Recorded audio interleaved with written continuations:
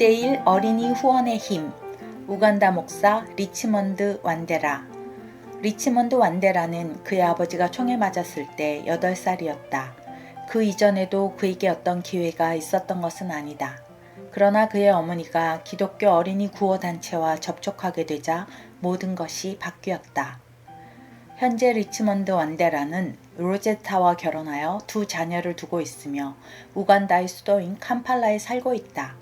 완데라는 그 지역의 새생명 침례교회 담임 목사이자 동아프리카 전역에서 수천 명의 목회자를 돌보고 구비시키며 교육하는 목회자 네트워크의 창립자이자 이사이다.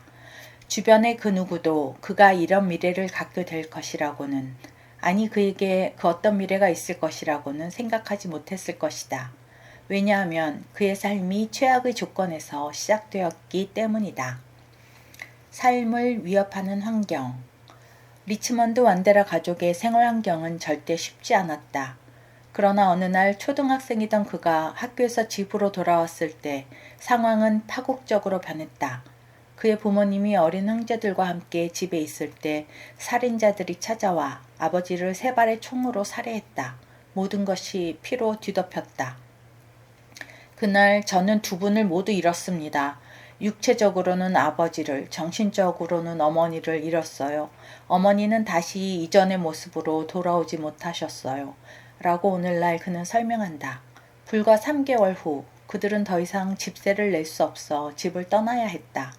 그래서 25세의 어머니는 6 자녀를 데리고 캄팔라에서 최악의 주거지역인 나구루 슬럼으로 이사했다. 그곳은 살기 위한 장소가 아니라 죽기 위한 곳이며 마지막 희망을 묻기 위한 곳이었다. 교육을 받지 못한 미망인으로 리치먼드의 어머니는 가족을 부양할 기회를 얻지 못했다. 그녀는 자녀를 학교에 보낼 여유가 없었기 때문에 리치먼드는 대부분 거리에서 시간을 보내며 아무것도 하지 않았고 아무런 미래의 전망도 없었다. 10살 때 그는 여러 번 말라리아에 걸렸다. 몇 달러만 있으면 치료를 받을 수 있었지만 돈이 없어서 오랫동안 살아남기 위한 투병 생활을 했다. 이 시기에 그의 어머니는 이렇게는 더 이상 버틸 수 없고 자녀들이 죽게 되리라는 것을 깨달았다. 말라리아가 아니라도 기아나 폭력으로 죽게 될 것이었다. 그러나 무슨 대안이 있었을까? 삶의 변화. 한 친구가 그녀에게 기독교인들에게 도움을 청해보라고 제안했다. 리치먼드의 어머니는 신자는 아니었지만 너무 절망적이어서 그 조언을 받아들였다. 실제로 그녀는 그곳에서 도움을 받았고 그뿐 아니라 아동구호단체와도 연결되어 그곳에서 자신의 이야기를 하고 자녀들을 도움이 필요한 사람으로 등록할 수 있었다. 그들이 기독교인이 아니라는 것은 중요하지 않았다. 얼마 후 그녀는 리치먼드에게 데모가 생겼어요 라는 좋은 소식을 받았다. 그때를 돌아보며 그는 이렇게 이야기한다. 우리가 춤추며 기뻐했다고 말해도 충분한 표현이 못 될 거예요. 영국의 15세 소녀가 리치먼드를 위한 후원자가 되었고 그의 삶은 급격하게 바뀌었다. 그는 다시 학교에 다닐 수 있었고 매일 먹을 것을 받았으며 아프면 치료도 받았다. 다른 우간다인들이 리치먼드를 돌보고 보호했다. 그들을 통해 그는 치유를 경험하고 하나님을 알게 되었다. 14살 때 그는 하나님을 따르기로 결심하고 그리스도인이 되었다. 2년 후 그의 5 동생이 그의 뒤를 따랐다. 심지어 하나님이 남편을 앗아갔다고 믿었기에 오랫동안 하나님을 미워했던 그의 어머니도 예수님과 함께하는 삶을 선택했다. 삶을 주다. 리치먼드는 새로 찾은 이 삶을 혼자만 간직하고 싶지 않았다. 22세 때 새생명 침례교회 부목사로 부임한 그는 현재 교회의 공동체 사역을 이끌고 있으며 당시처럼 지금도 국제 어린이 양육기구인 컴패션 인터내셔널의 후원자들과 지역의 가난한 아이들을 연결해주고 있다. 부모가 자녀를 교회에 데려올 때 그는 자신의 처음 상황을 생각한다.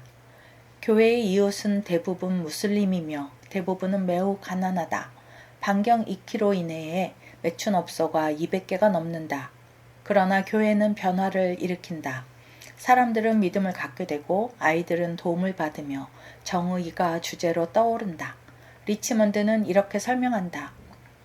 우리는 아마도 현재 국내에서 가장 빠르게 성장하는 침례 교회일 겁니다. 우리는 매년 3개 정도의 교회를 개척합니다. 하나님은 사람들을 데려오시고 그들에게 그분의 사랑을 보여주십니다. 심지어 코로나도 이것을 막을 수 없었다. 그의 사역에서 리치먼드는 특히 2가지 요소를 강조한다.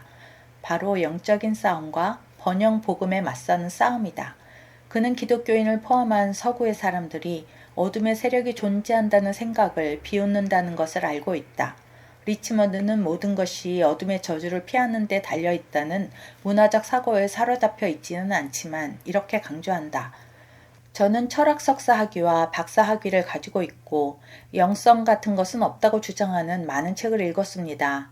하지만 저는 어떤 실험으로도 설명할 수 없는 일들을 보았습니다. 번영 복음.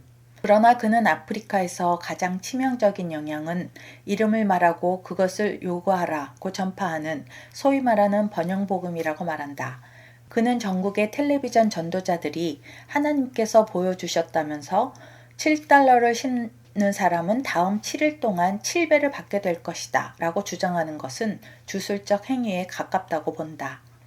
목회자 네트워크에서 그가 하는 일 중 하나는 이에 대한 성경적 답을 찾고 목회자 자신과 회중들이 진리로 돌아오도록 돕는 것이다.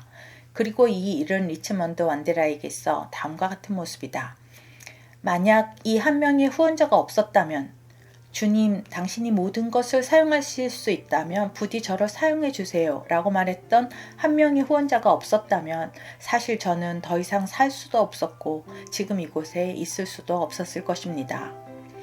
이것은 번영 복음의 약속만큼 거창하게 들리지 않을 수도 있지만 리치먼드 완데라와 이전에 후원을 받았던 수만 명의 어린이는 바로 이것이 인생을 전적으로 변화시키는 것이라고 즉시 동의할 것이다.